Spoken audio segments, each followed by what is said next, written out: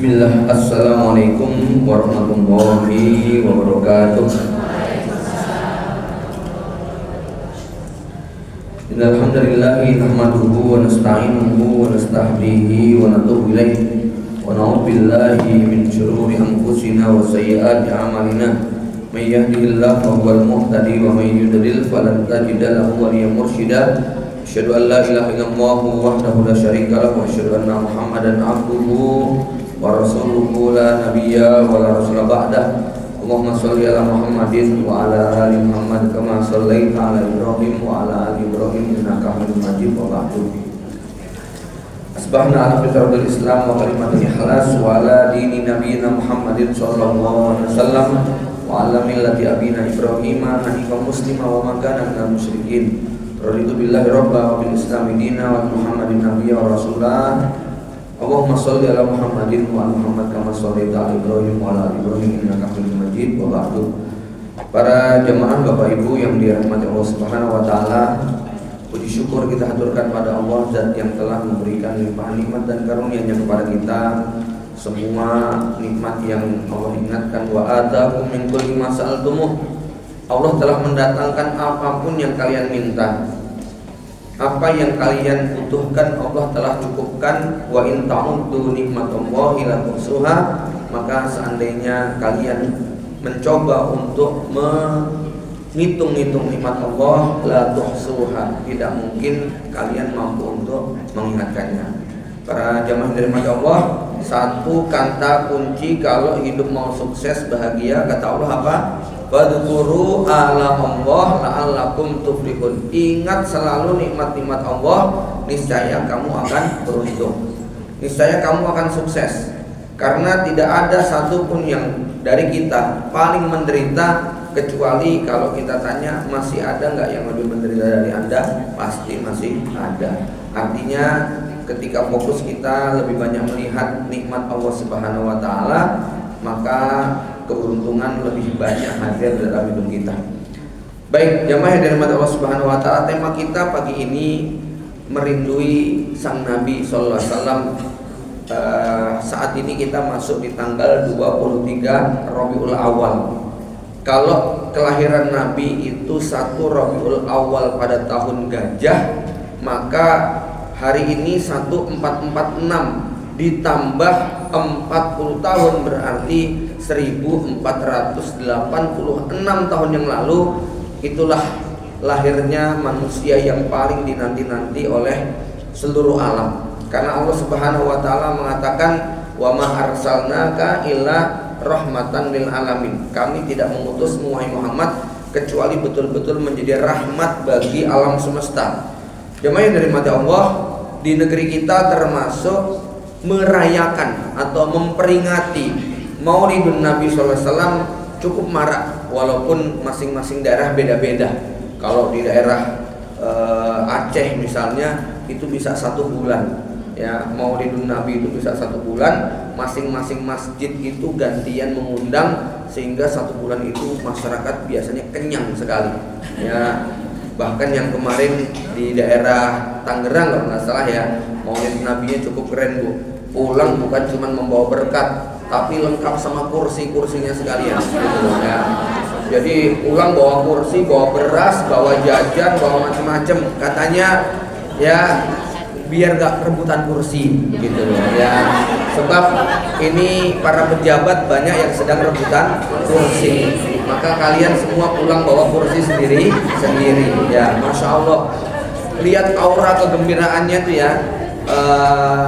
Karena memang cara paling mudah mengumpulkan manusia itu dengan makanan, gitu kan ya. Makanan itu bahkan dikatakan dalam hadis termasuk diantara keutamaannya adalah sedekah bit ta'am, dan hampir jarang ada orang menolak pemberian makanan tadi, ya, terutama bungkusan, apalagi mentahan gitu ya. Baik, jemaah yang dari Allah Subhanahu wa taala, jadi kita masih dalam euforia bagaimana menghayati kelahiran seorang nabi yang ditunggu-tunggu oleh seluruh alam. Jemaah yang dirahmati Allah, kenapa ini perlu kita hadirkan? Saya angkat dari hadis Abu Hurairah yang diriwayatkan Imam Muslim. tentang bagaimana seharusnya seorang mukmin bersikap kepada baginda Nabi Muhammad SAW. Beliau bersabda, "Walladzi nafsu Muhammad fi yadihi la ya'tiyanna ala ahadikum yaumun wala yarani summa la yarani ahabbu ilaihi min ahlihi wa malihi ma'ahu."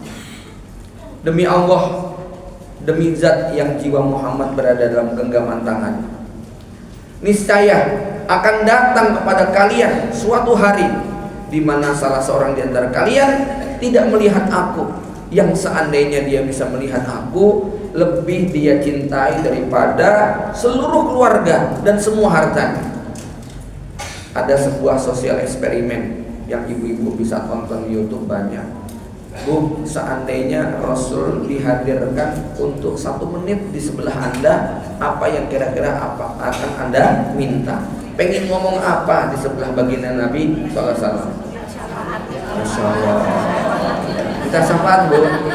Ya, para umat sekalian, saya terenyuh dan gemuruh ketika salah seorang tokoh yang menjadi kecintaan masyarakat Muslim Indonesia, Bapak Anies Baswedan, di acara pojok mahasiswa, desak ya.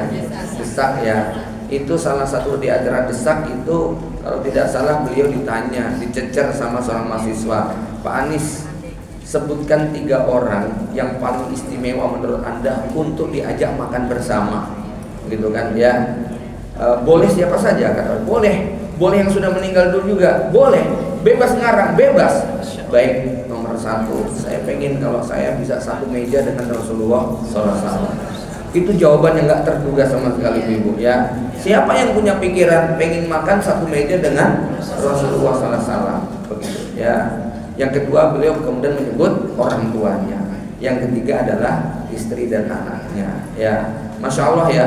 Ini menggambarkan bahwa kecintaan kepada Rasulullah ini sebagaimana yang Nabi katakan, bahwa kalian nanti betul-betul akan rindu ingin berjumpa denganmu ya. Maka kita ingin mencoba menghadirkan, sebab apa? Kecintaan kepada Rasulullah, memang ayatnya berbunyi, "Qul in kuntum tuhibbunallah fattabi'uni." Katakan kalau kalian betul-betul cinta kepada Allah, ikuti aku. Mencintai Rasulullah memang dengan menjalankan sunnahnya, perintahnya, meninggalkan larangannya, mengagungkan syiar-syiarnya. Tetapi bagian daripada kecintaan kepada Rasulullah yang dicontohkan oleh para sahabat dan salafus soleh itu mencintai secara fisik. Itu juga dicintai, sehingga para sahabat berlomba gimana bisa nempel kulitnya dengan Rasulullah SAW ya. Sampai Abu Sufyan menggambarkan, tidaklah Rasulullah SAW itu meludah kecuali ludahnya akan jatuh di salah satu tangan para sahabatnya ya. Keringatnya saja dikerokin, disimpan, dimasukin botol karena harumnya ya. Saya membayangkan gini, Bu ya, badannya Rasulullah itu wangi sekali, itu aja tetap masih pakai parfum. Suami jenengan gimana? Ya, apunten ya, wes kecut, ora adus, ora parfuman gitu. Rasulullah itu badannya sudah wangi, keringatnya saja bisa jadi parfum, itu tetap pakai parfum setiap waktu, begitu ya. Kayak ini ya, iki wes ngapunten wes tukang buruh kuli bangunan yang keringetan terus menerus gitu ya. Ketemu bojone yang mampune ra karuan, ya kok tenang-tenang aja loh ya. Sunnah Rasul mana yang dicontohkan begitu ya. Kalau laki-laki aja kayak gitu, apalagi perempuan kepada suaminya. Baik, ini hadis sebagai pembuka. Para ummahat yang dirahmati Allah ya, bagaimana kita bisa menghadirkan rasa butuh dan cinta kita kepada baginda Nabi SAW ya, yang sedang ramai di Kaskus karena dituduh mau ikut junjunganmu yang naik onta gitu ya. Ini lagi ramai si Fufu Fafa ini ya.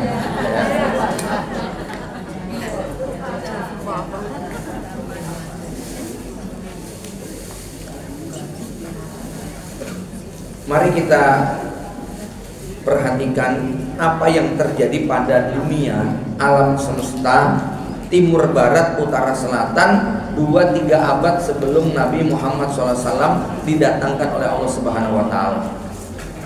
Kalau kita menengok 16-17 abad yang silam atau 2-3 abad sebelum diutusnya Nabi Muhammad SAW, maka digambarkan oleh ahli sejarah sebagai abad tergelap dalam sejarah manusia.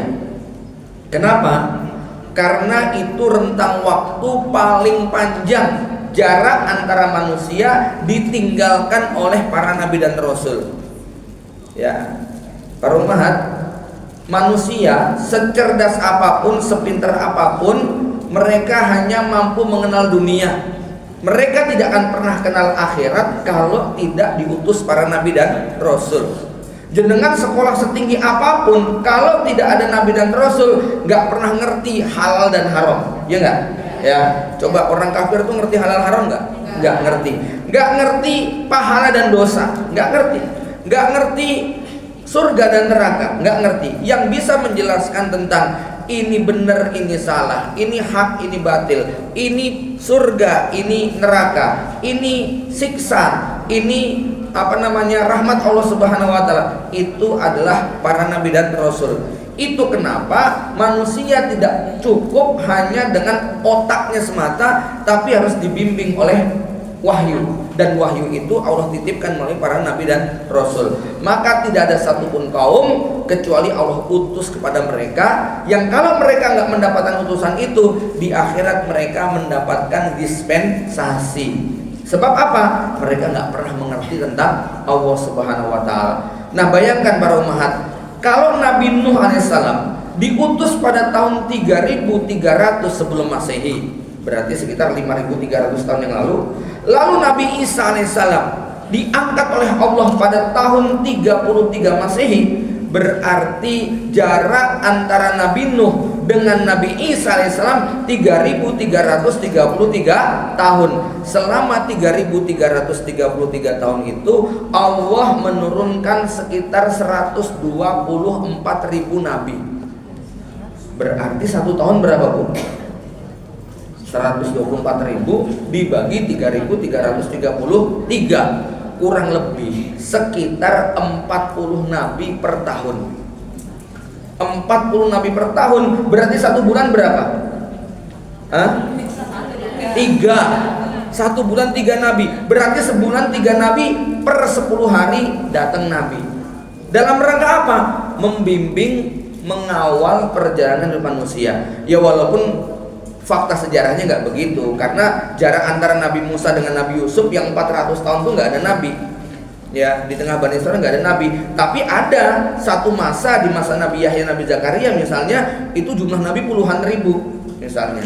Ya, jadi cuman kalau saya buat rata-rata dari 3333 dari 3300 sampai tahun 33, maka itu ada rentang waktu 3300-an tahun. Di situ Allah mengutus berapa tadi? 124.000 nabi dan 313 rasul. Banyak sekali yang Allah utus. Nah, dari sejak Nabi Isa sampai Nabi Muhammad SAW berapa lama? 6 abad. Karena Rasulullah diutus pada tahun 611. Ya, sehingga selama 6 abad, dari sejak tahun 33 diangkatnya Nabi Isa, nggak ada lagi nabi dan rasul. Secara teori sosial, ketika tokoh umat, tokoh masyarakat telah mangkat, telah meninggalkan sebuah wilayah, maka potensi umat itu untuk rusak adalah niscaya.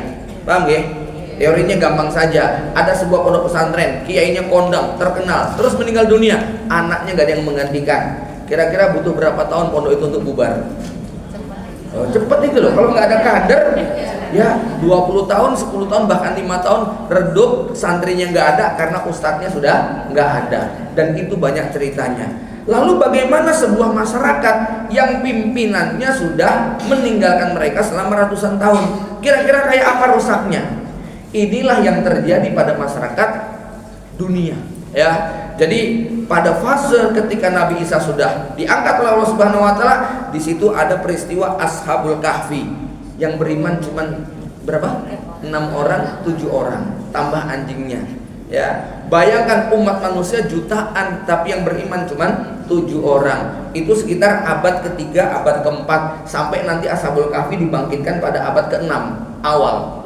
Ya kan 300 tahun itu ya, jarak antara Ashabul Kahfi ditidurkan sampai nanti dibangkitkan. Ada juga Ashabul Ukhdud yang kisah Gulam gitu ya.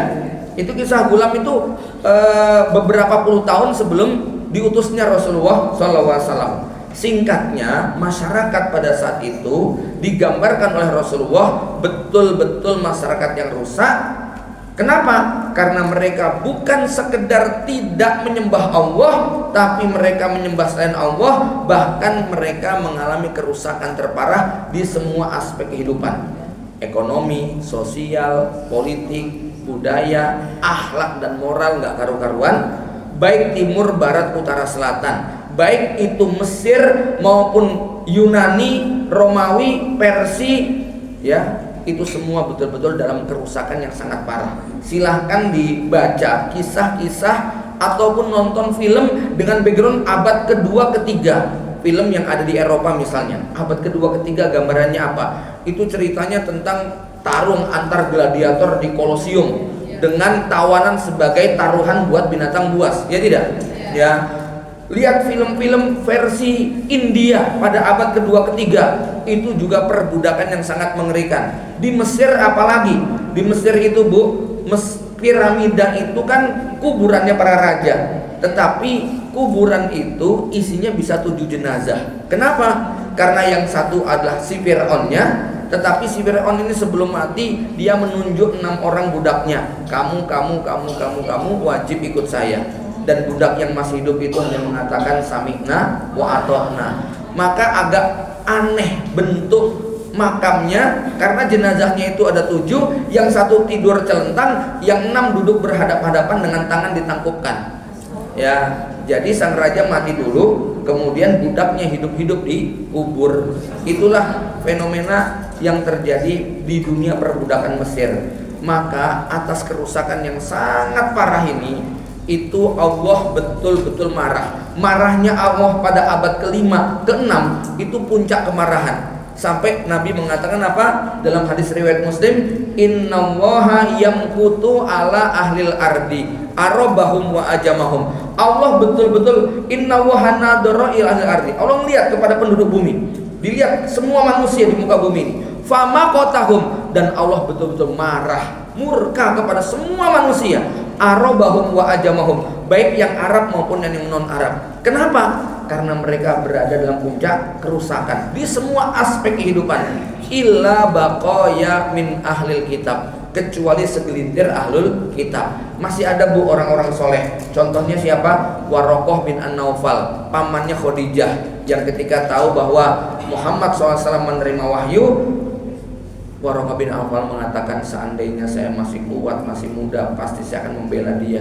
Kenapa? Karena suami kamu besok pasti akan sangat banyak musuhnya. Lalu Khadijah bertanya, apakah dia akan memiliki musuh yang banyak? Maka Waraqah mengatakan, tidaklah seseorang membawa seperti apa yang dibawa oleh suami kamu, kecuali pasti akan dimusuhi oleh kaumnya. Ya, ada Waraqah bin Nawfal yang kemudian tak lama meninggal dunia. Ada pendeta namanya Bukhairah, pendeta Nasrani, tinggalnya di negeri Syam. Ketemu dengan Nabi ketika masih usia 12 tahun, dibawa oleh Abu Thalib ketika dagang dari Mekah ke Syam. Lalu pendeta Bukhairah mengatakan, diperiksa semuanya, dari mulai cara jalannya, cara makannya, cara minumnya, cara duduknya. Loh, kok berteduh di bawah pohon Sahabi itu? Ya, kenapa? Karena tidak ada seorang pun yang melewati sini. Kok istirahat di bawah pohon itu, kecuali hanya seorang nabi. Dilihat kok awan selalu menaungi, lalu dibuka bajunya, ternyata kok ada tanda seperti telur puyuh gitu kan. Kemudian bertanyalah Bukhairah, apakah ini anakmu? Kepada Abu Thalib, ya, ini anakku. Lalu Bukhairah mengatakan, harusnya anak ini sudah tidak memiliki bapak yang masih hidup. Begitu ya. Kata Abu Thalib, oh iya, maksudku anak keponakanku, memang bapaknya sudah meninggal dunia. Maka Bukhairah mengatakan, kalau begitu dia adalah nabi akhir zaman yang ditunggu-tunggu. Segera bawa pulang, sebab aku khawatir nyawanya terancam. Makanya Abu Thalib nggak lama-lama di sana, hanya beberapa waktu saja langsung pulang karena takut dengan keberadaan Rasulullah. Dan intelijen Romawi pada saat itu sudah nyebar kemana-mana, pengen mencari anak kecil itu. Dan ternyata Rasulullah sudah dibawa pulang ke kota Mekah. Ya, Kemudian ada lagi satu orang pendeta Yahudi namanya Ibnu Hibban. Beliau sampai hijrah jauh-jauh dari kampung halamannya ke kota Madinah. Kenapa? Karena Ibnu Hibban tiap hari bolak-balik buka Taurat dan buka Injil. Di situ tercatat bahwa tanda-tanda Nabi akhir zaman akan hijrah ke Madinah saat musim kurma tiba. Dan musim kurma ini diyakini sebagai musim di mana sang Nabi itu akan tiba. Tapi sampai Ibnu Hibban mau meninggal dunia, sang Nabi belum kunjung tiba. Maka di detik-detik sakaratul mautnya, Ibnu Hibban mengatakan, "Ya Rob, aku sudah menunggu kedatangan Nabi yang kau janjikan, sehingga aku hijrah ke negeri tempat dia nanti datang. Namun sampai ajalku menjelang, ternyata Nabi yang dijanjikan belum juga aku lihat. Maka sampaikan salamku kepadanya, ya Allah, asyhadu an la ilaha illallah wa asyhadu anna Muhammadar Rasulullah." Lalu Ibnu Hibban meninggal. Ya, ini segelintir ahlul kitab. Hanya ada orang soleh, nggak ada orang muslim. Mereka nggak mampu merubah alam. Mereka nggak sanggup melihat kondisi bangsa yang rusak. Bayangkan orang-orang laki-laki Arab hanya gara-gara mendengar istrinya melahirkan bayi perempuan, dolla wajhu, wajahnya hitam legam, marah nggak karu-karuan, digali itu lubang, kemudian disiapkan untuk mengubur bayi perempuan. Untung jenengan nggak lahir dari zaman jahiliyah. Ya.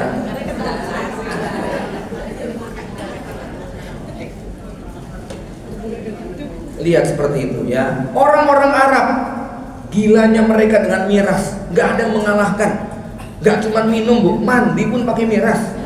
Sampai Ibunda Aisyah mengatakan, seandainya ayat tentang Homer turunnya tidak perlahan-lahan, bangsa Arab adalah bangsa yang tidak bisa meninggalkan miras sampai kiamat.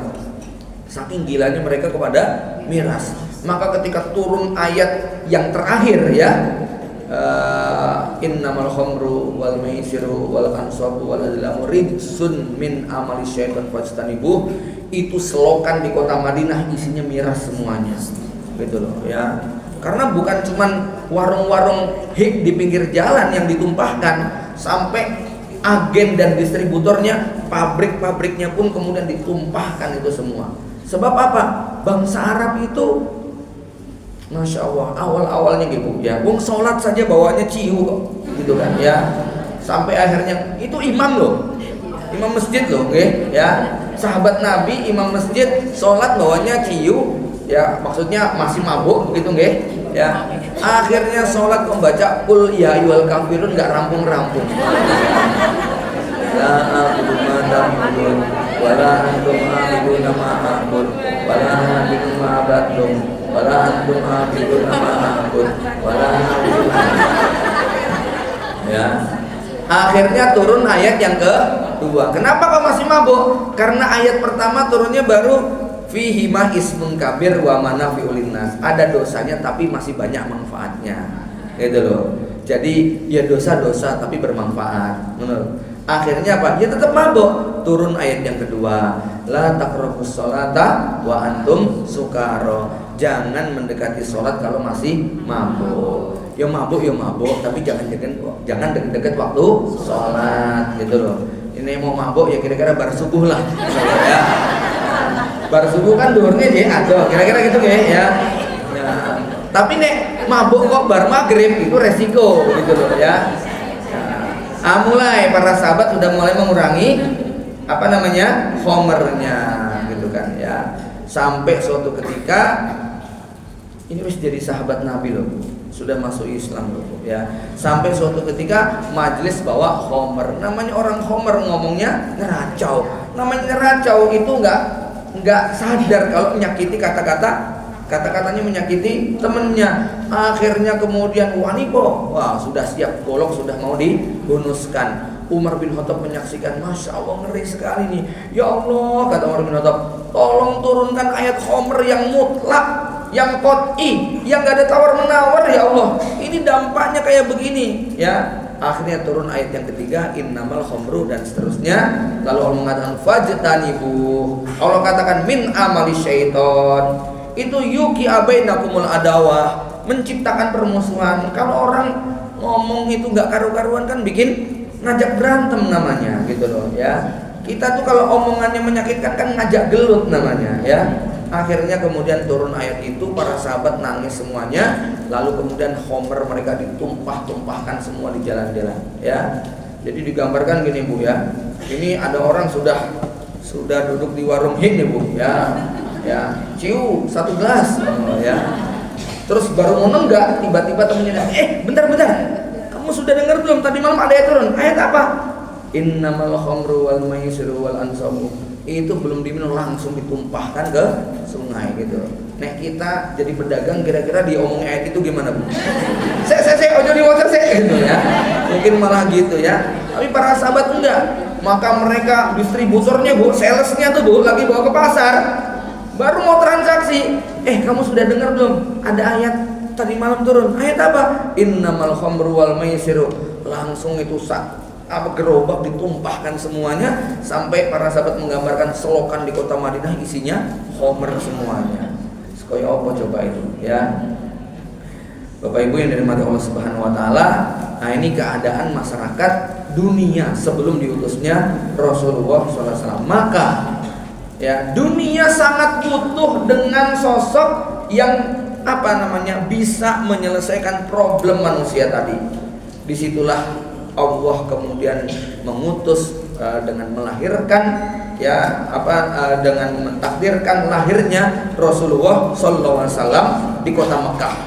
Dan lahirnya Rasulullah diyakini para ulama pada 12 Rabiul Awal.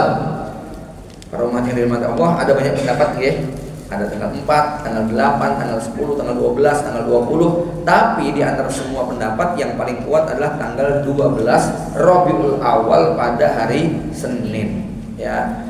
Kalau hari ini tanggal 23 berarti 11 hari yang lalu, 1486 tahun yang lalu, disitulah kita mendengar berita gembira lahirnya sang Nabi akhir zaman, yang lahirnya berbarengan dengan tahun apa Bu? Tahun gajah. Kenapa disebut tahun gajah?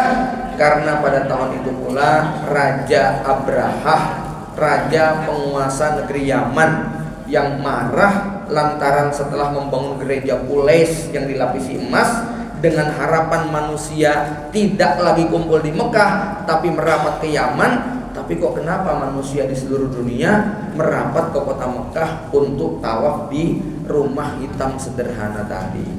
Padahal ini gereja emas, kok nggak ada yang tertarik, ya? Maka Abraham memutuskan untuk memberangkatkan ribuan pasukan bergajah dan berkudanya.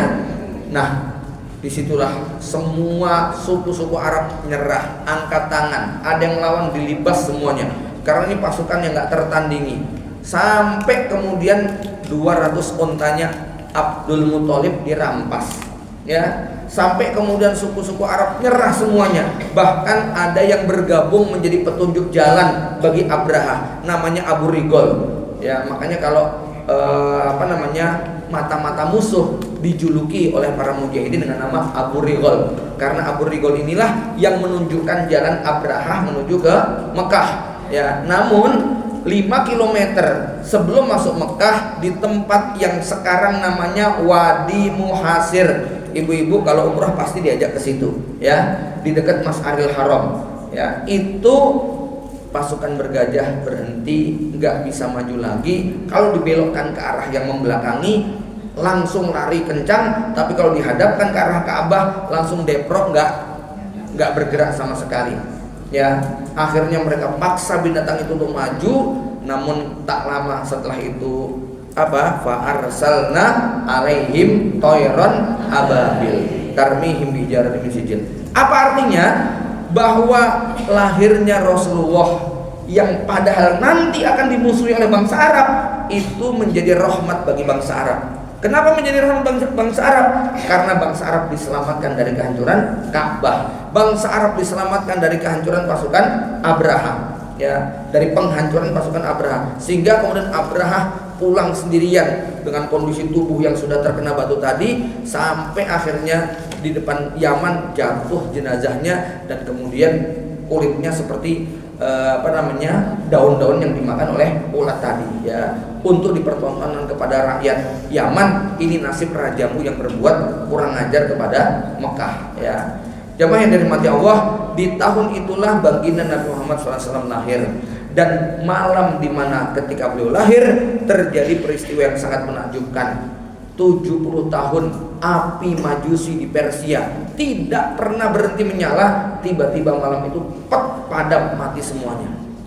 Orang-orang Majusi yang penyembah api geleng-geleng kepala, loh Tuhan kita kok padam? Ya, ini ada apa? Ya, mereka heran, gitu kan? Ya, kemudian kuil-kuil yang ada di Yaman dan di Syam juga runtuh. Banyak patung-patung yang berjatuhan. Begitu juga berhala-berhala di sekitar Ka'bah. Itu banyak yang tiba-tiba bergelimpangan. Itu malam ketika Nabi dilahirkan. Dan ada sinar cahaya yang sangat terang sekali yang menyinari kota Mekah. Ya, maka saat itu orang-orang Arab merasa ada peristiwa besar. Apalagi itu berbarengan dengan tahun gajah, ya. Jamaah yang dirahmati Allah, maka dari satu peristiwa ini saja terasa bagaimana rahmatnya Rasulullah SAW, ya, dan itu lebih dirasakan bagi seorang wanita penyusu Nabi, yang menyusui Nabi maksudnya, yaitu Bunda Halimah Sa'diyah, di mana beliau menggambarkan bahwa satu harinya Rasulullah disusui oleh Halimah itu tumbuh kembangnya seperti 1 bulan bayi-bayi lainnya, gitu kan? Ya, onta Halimah yang kurus, kering, nggak mengeluarkan susu, begitu Halimah menyusui dan menggendong Rasulullah SAW, tiba-tiba menjadi gemuk, susunya memancar deras, larinya begitu kencang, bisa membalap teman-teman Halimah Sa'diyah yang sudah berhari-hari meninggalkan kota Mekah untuk pulang ke kampung halaman. Sehingga Halimah itu sangat sedih ketika usia 2 tahun mau diambil, minta tambah lagi usia 4 tahun mau diambil, ya. Jamaah yang dirahmati Allah Subhanahu wa taala, inilah baginda kita Nabi Muhammad SAW. Dan peristiwa yang paling menyedihkan adalah karena Nabi lahir dalam keadaan sang ayah sudah tiada. Kemudian di usia 6 tahun ketika diajak untuk menengok makam ayahnya, ya, maka bayangkan dalam perjalanan itu sang Muhammad 6 tahun baru TK, kalau sekarang menyaksikan ibunya mengalami sakaratul maut, menghembuskan napas yang terakhir, kemudian dibantu oleh pembantunya menggali tanah untuk menguburkan ibunya langsung berdua. Pemandangan apa yang lebih mengenaskan dan lebih menyedihkan? Seorang anak kecil Muhammad SAW sudah diperlihatkan tentang kegetiran dalam hidup, tetapi inilah cara Allah Subhanahu wa taala untuk kemudian membimbing Nabi Muhammad SAW, sehingga beliau menjadi sosok yang betul-betul merasakan bagaimana mencintai, dicintai itu adalah sebuah kebutuhan. Sehingga di dalam sebuah ayat disebutkan, a'udzubillahi minasyaitonirrajim, laqad ja'akum rasulun min anfusikum azizun alaihi ma anittum harisun alaikum bil mu'minin raufur rahim. Ini para sahabat kalau Nabi baca kayak gini nangis semua. Ya, kenapa? Coba bayangin terjemahannya.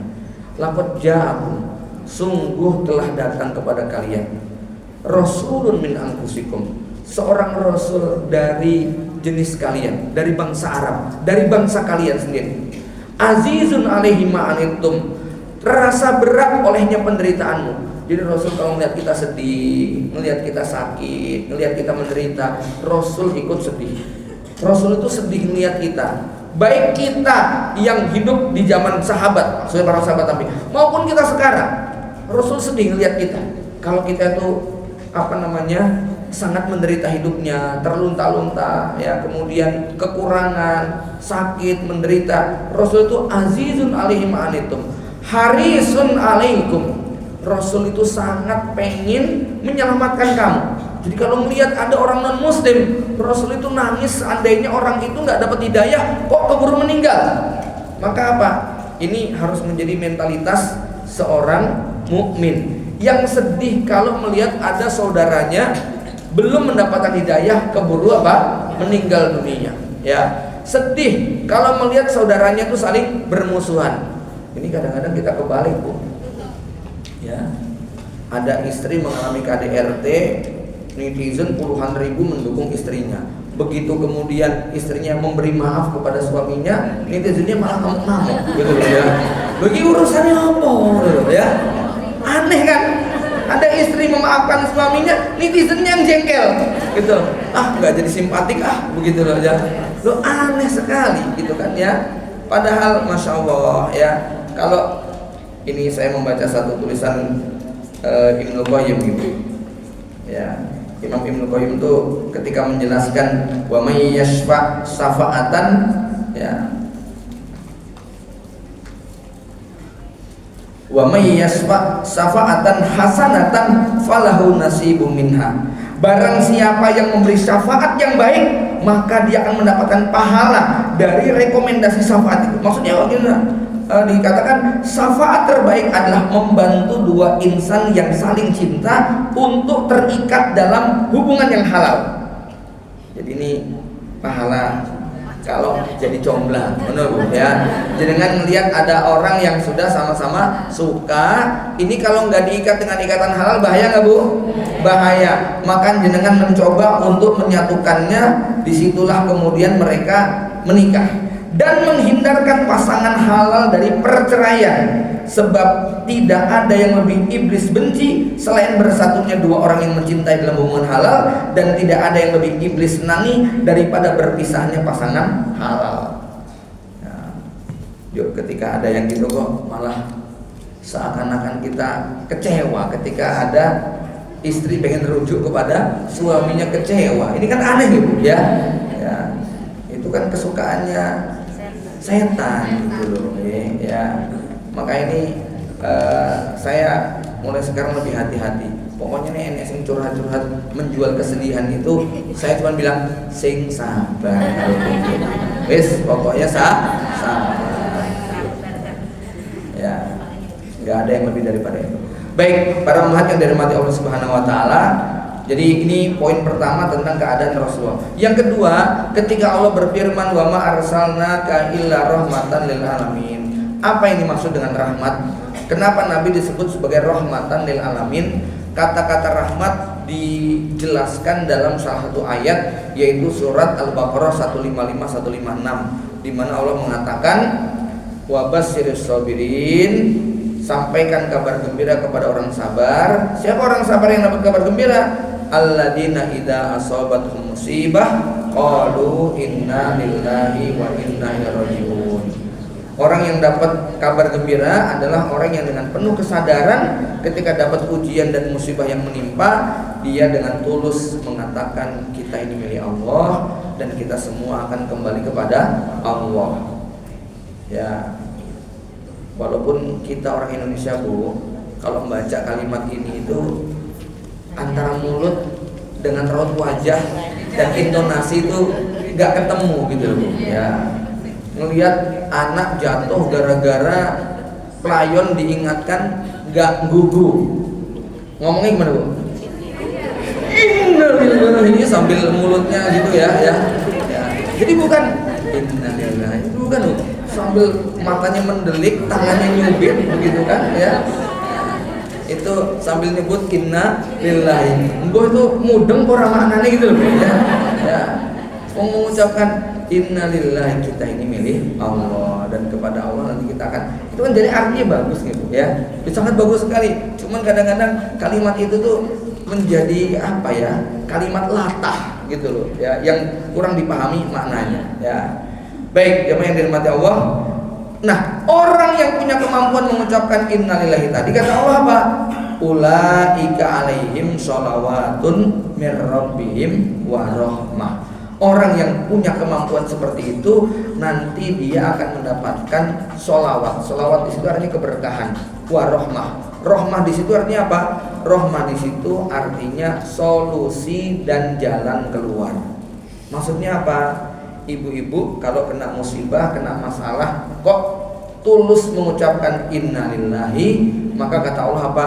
Wa may yu'min billah yahdi qalbah. Siapa yang beriman, percaya kepada Allah, Allah akan memberi petunjuk kepada hatinya. Ya, petunjuk apa? Ya, petunjuk untuk mencari solusi dan jalan keluar. Sehingga kata-kata rahmat pada 156 tadi maknanya adalah solusi dan jalan keluar. Orang yang dirahmati Allah berarti orang yang apa? Hidupnya penuh dengan solusi.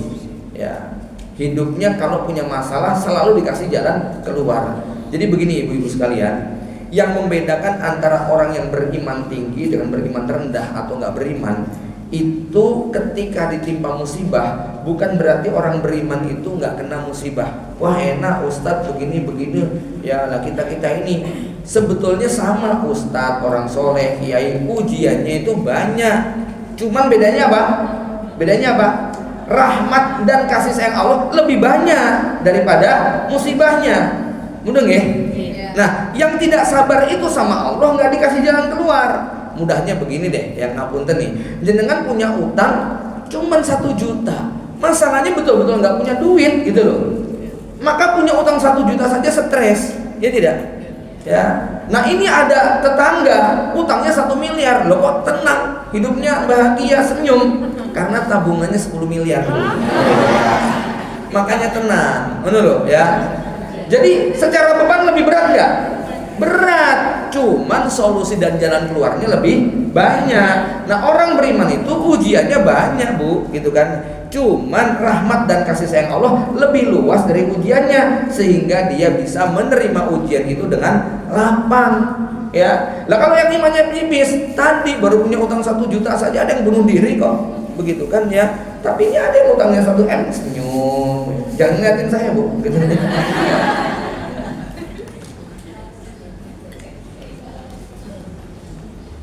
Jamaah yang dirahmati Allah Subhanahu wa taala, ini sehingga kalau dikatakan Rasulullah rahmatil alamin berarti apa? Kedatangan Rasulullah menjadi solusi atas apapun masalah dan problem yang jenengan hadapi. Coba kita renungkan, ada nggak masalah yang kita hadapi yang tidak ada solusinya dari Nabi? Nggak ada bu. Mau masalah pendidikan anak, masalah ekonomi, masalah suami istri, masalah apalagi penyakit di badan, masalah penyakit hati, tidak ada satupun problem yang tidak ada solusinya dari Nabi Muhammad SAW. Pertanyaannya, kita percaya nggak dengan Nabi? Karena hanya yang percaya saja, wa may yu'min billah yahdi qalbah, yang beriman kepada Allah akan dikasih petunjuk. Bahkan jamaah yang dirahmati Allah, ada satu penuturan yang luar biasa dari seorang pakar sejarah di Indonesia, Ustadz Asep Sobari ya. Beliau menggambarkan Rasulullah SAW dari sejak beliau belum diutus menjadi nabi, itu sudah menjadi solusi dan rahmat bagi alam sekitarnya. Contoh, bagaimana Rasulullah SAW di umur 20-an sudah menjadi solusi atas sengketa orang-orang Arab ketika mau meletakkan Hajar Aswad, sampai kemudian semua kabilah merasa senang dengan keputusan Muhammad muda. Bahkan setelah beliau menikah, sampai digambarkan ya, ini Ibunda Khadijah saja merasakan sekali, seumur hidup pernah kongsi dagang dengan fulan A, B, C, D, E, sudah gonta-ganti suami berapa kali, tetapi belum pernah mendapatkan kedamaian kecuali setelah berdagang dengan Rasulullah. Belum pernah mendapatkan keuntungan yang lebih besar dibandingkan dagang dengan Nabi Muhammad SAW, dan merasakan keberkahan dalam rumah tangga ketika bersama Rasulullah. Padahal Rasulullah usianya lebih muda, duitnya lebih sedikit, pengalaman rumah tangganya nggak ada. Ya betul. Bunda Khadijah sudah punya anak, sudah punya suami 2 kali, duitnya lebih banyak, usianya lebih tua, tetapi ya itu semua tidak menjadi penghalang bagi kebahagiaan rumah tangga Rasulullah SAW. Nah ketika Rasulullah SAW itu di usia pernikahan, digambarkan bahwa tidak ada satupun orang Arab yang punya masalah, maka mereka tidak akan pernah berputus asa untuk mencari solusi dan jalan keluar sampai mereka mengetuk pintu rumah sang Nabi. Jadi begini bu, misalnya jenengan ini punya problem, entah hutang, entah suami, entah ini, tanya ke Ustadz A, jawabannya gak memuaskan. Tanya ke Ustadz B, jawabannya menjengkelkan. Tanya ke sana, gak ada solusi dan jalan keluar. Maka di Arab itu kayak begitu, tanya ke sini nggak selesai, tanya ke dengan saya. Begitu mengetuk pintu rumah Rasulullah, tidaklah orang yang datang mengadukan masalah ini keluar kecuali masalahnya juga selesai. Itu masya Allah ya.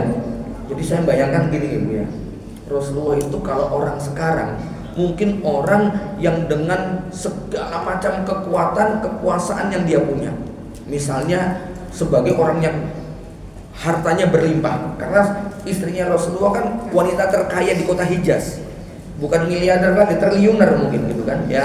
Kemudian apa? Anggaplah Rasulullah, anggaplah orang tadi nih, yang orang kaya tadi itu dia seorang tabib, seorang dokter, seorang terapis, pembekam, ngerti akupunktur dan sebagainya. Tambah orang ini punya jaringan orang-orang hebat, gitu kan? Ya, punya murid santri yang jadi profesor, dokter bedah, dokter saraf, dokternya di mana-mana. Dia juga punya murid yang sangat banyak, ada yang jadi Kapolri, ada yang jadi MPR, ada yang jadi jaksa dan hakim. Kira-kira jenengan punya tetangga kayak begitu, terus ngadu. Gimana Bu? Pak, saya punya masalah gini Pak, saya belum bayar SPP. Oh tenang, ya minta rekeningnya. Selesai, gitu ya. Pak, ini saya sakit begitu. Oh tenang, sini coba diperiksa, begitu kan ya. Mana suaminya? Ya, pulang langsung sembuh bisa jalan, gitu kan ya. Kemudian Pak, ini anak saya kena tilang. Gimana? Oh sebentar, Kapolrinya saya telepon, begitu kan ya. Langsung bebas, begitu loh ya. Kira-kira gitu Bu ya. Keberadaan Rasulullah di tengah masyarakat Arab seperti itu. Maka ketika Rasulullah umur 40 tahun menerima wahyu dari Allah Subhanahu wa taala, lalu pulang ketakutan setelah melihat malaikat Jibril datang kepada Bunda Khadijah minta zammiluni, minta diambilkan selimut karena Rasul menggigil kedinginan. Maka Bunda Khadijah mengatakan, Allah tidak akan pernah meninggalkanmu dan menelantarkan kamu. Allah tidak akan mungkin akan menyusahkan kamu, sebab kamu adalah orang yang selalu menyuruh kepada kebaikan, menolong orang yang susah, menyambung silaturahmi. Wa innaka latahmilul kalla. Ini kalimat yang sangat menghibur. Dan engkau adalah seseorang yang paling suka memikul beban orang lain. Nah ini wa innaka latahmilul kalla. Tidak ada beban yang dipikul oleh orang Arab kecuali Rasul suka membantu. Maka jamaah yang dirahmati Allah, setelah menjadi Rasulullah SAW diutus menjadi Nabi, subhanallah, tidak ada orang dengan kualitas cinta dan kasih sayang yang melebihi daripada Rasulullah. Kenapa? Karena dari sahabat yang pertama masuk Islam sampai sahabat yang terakhir kali masuk Islam, semua orang ini merasa dekat, merasa cinta, merasa dicintai oleh Rasulullah. Ini jenengan saja punya anak misalnya 5, 6, 7, 8 mesti cintanya beda-beda, ya toh? Tapi hebatnya Rasulullah, semuanya merasa dicintai. Bahkan yang awalnya musuhan jadi dicintai. Contohnya siapa? Ada sahabat Nabi yang namanya Amr bin As. Amr bin As itu pernah menjadi dutanya orang Quraisy untuk mengekstradisi sahabat yang hijrah ke Habasyah untuk ditarik kembali, diusir dari Habasyah. Itu Amr bin As radhiyallahu anhu. Kemudian dalam perang Uhud, perang Badar, itu berada di barisan musuh. Baru setelah sekian waktu masuk Islam. Masuk Islamnya belakangan. Tapi Nabi langsung memandang dengan senyuman. Nabi kemudian memberi kabar gembira. Nabi menyatakan dosa-dosanya akan diampuni. Dan Amr bin As merasa sangat dicintai. Saking merasa dicintainya, Amr bin As begitu pedenya bertanya kepada Rasulullah, ya Rasulullah, saya mau nanya, ya, siapakah orang yang paling engkau cintai? Itu bayangannya dirinya gitu ya. Ya. Maka apa kata Nabi? Yang paling aku cintai adalah Aisyah gitu ya. Jadi Rasul, maksudku yang laki-laki gitu ya. Oh, kalau yang laki-laki Abuha, bapaknya. Terus siapa lagi ya Rasul? Ya, Umar bin Khattab. Terus siapa lagi ya Rasul? Utsman bin Affan. Terus siapa lagi ya Rasul? Ali. Oh, namaku nggak disebut-sebut ya. Tapi beliau merasa sangat dicintai gitu loh ya. Ini Masya Allah ya. Maka para ummahat, kalau Nabi itu memiliki 9 orang istri, dan 9 itu karakternya beda-beda. Konon 9 istri Nabi itu mewakili 9 kepribadian wanita di seluruh dunia. Dan Rasul mampu menampung dalam rongga dadanya. Kayak apa luasnya dada Nabi SAW? Coba ya. Semua istri Nabi mengatakan puas dan bangga bersama Nabi Muhammad SAW. Ibunda Aisyah ditanya setelah Nabi meninggal, bagaimana hari-harimu bersama Nabi? Hanya air mata yang berlindang dan mengatakan semua hari itu sangat indah dan menakjubkan, gitu loh ya. Ibu kalau suami meninggal ditanya gimana kepala? Gara-gara kepala. Iya ya, mau diceritakan kok aib semua. Ya, nggak usah lah begitu loh ya. Padahal Bu, tahu nggak Bu perasaan suami Bu? Sama Bu, gitu loh ya. Ya, buktinya apa? Nih buktinya nggak Bu ya? Itu ibu-ibu kalau di belakang, ibu-ibu mudah-mudahan nanti di akhirat Allah kumpulkan bersama suaminya. Amin. Itu ibu-ibu kebanyakan amin. Tapi kalau bapak-bapak enggak, Bu. Bapak-bapak mudah-mudahan nanti di akhirat Allah kumpulkan istrinya. Jawabannya apa? Hah? Masih kumpul sama dia juga? Gitu. Apa tidak cukup penderitaan saya di dunia? Masih dilanjutkan kumpul sama dia lagi di akhirat? Gitu. Itu bapak-bapak di sana, Bu. Jadi Pak ya, senang dikumpulkan lagi di akhirat.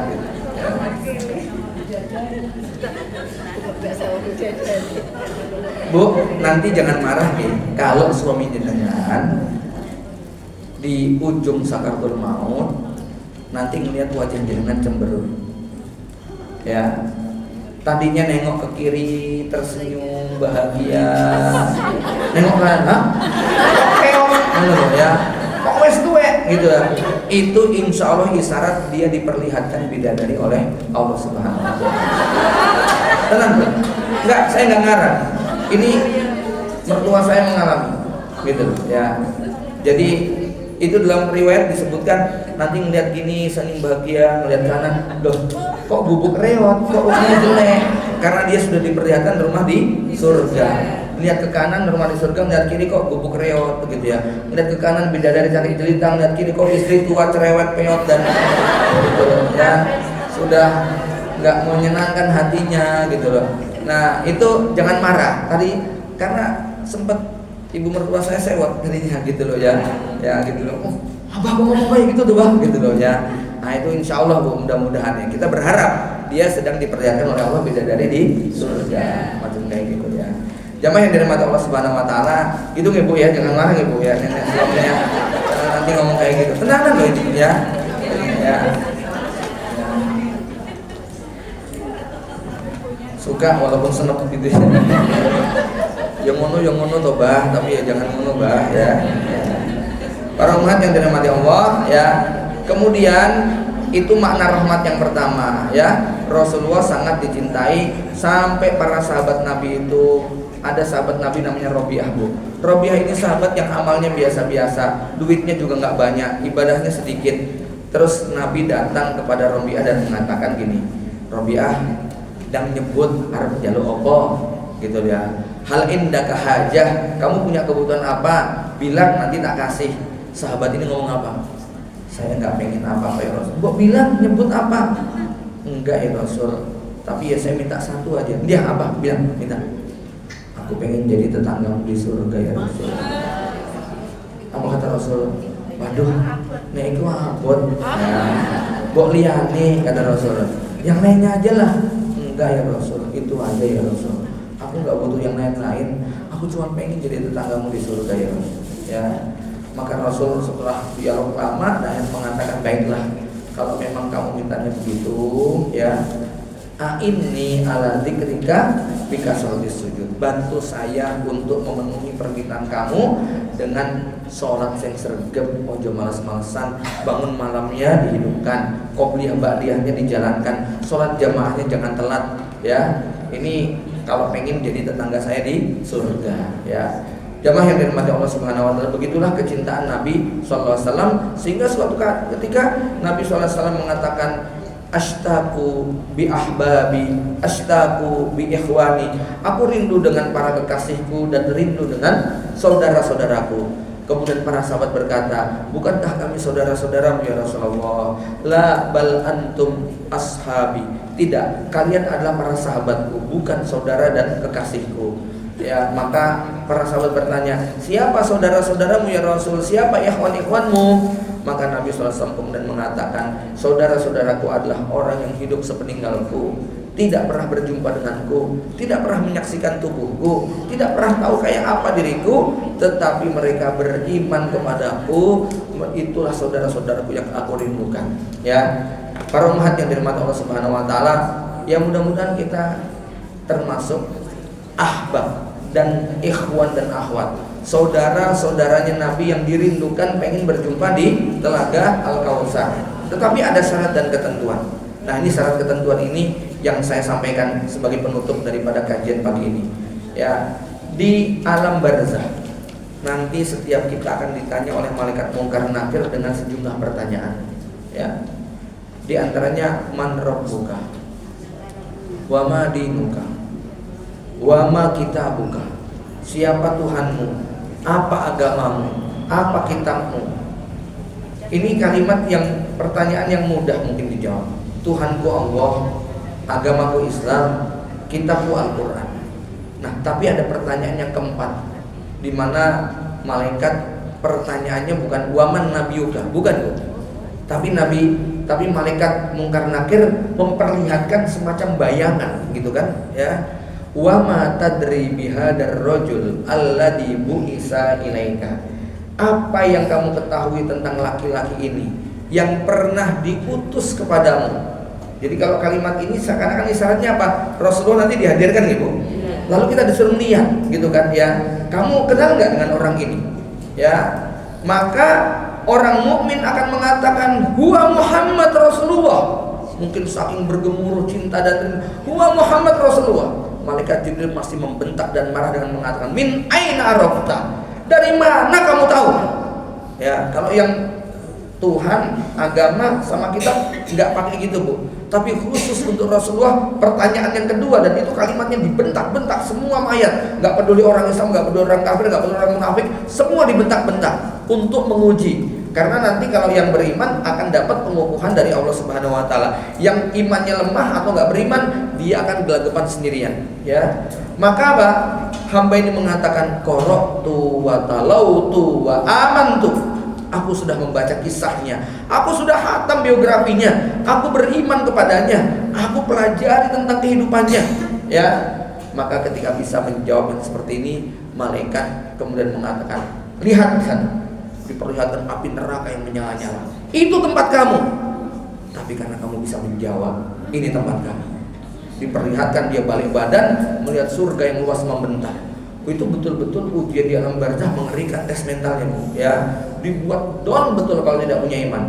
Nah, seakan-akan jawaban tadi mengisyaratkan ibu-ibu kalau belum hatam surah Nabawiyah kira-kira besok bisa jawab nggak, Bu? Ya, ibu-ibu tahu nggak jumlah ubannya Rasulullah ada berapa sebelum meninggal dunia? Ya, ngerti nggak cincinnya Rasulullah tulisannya apa? Ngerti nggak berapa jumlah istri dan anaknya? Ngerti nggak ya segala seluk-beluknya, perisainya, kudanya, ontanya, pedangnya dan sebagainya. Nah, bukti bahwa orang jatuh cinta, dia akan kepo dengan sosok yang dicintainya, gitu kan ya. Kalau kita biasa-biasa aja, nggak tertarik untuk membaca biografi Rasul, nggak tertarik untuk tahu kehidupan Rasulullah, kita khawatir cinta kita akan nggak diterima. Maka si munafik tadi menjawab begini, iya aku pernah dengar Muhammad, tapi Muhammad yang mana aku nggak mudeng, pokoknya Muhammad begitulah. Orang kafir tahu nggak, Bu, Nabi kita Nabi Muhammad?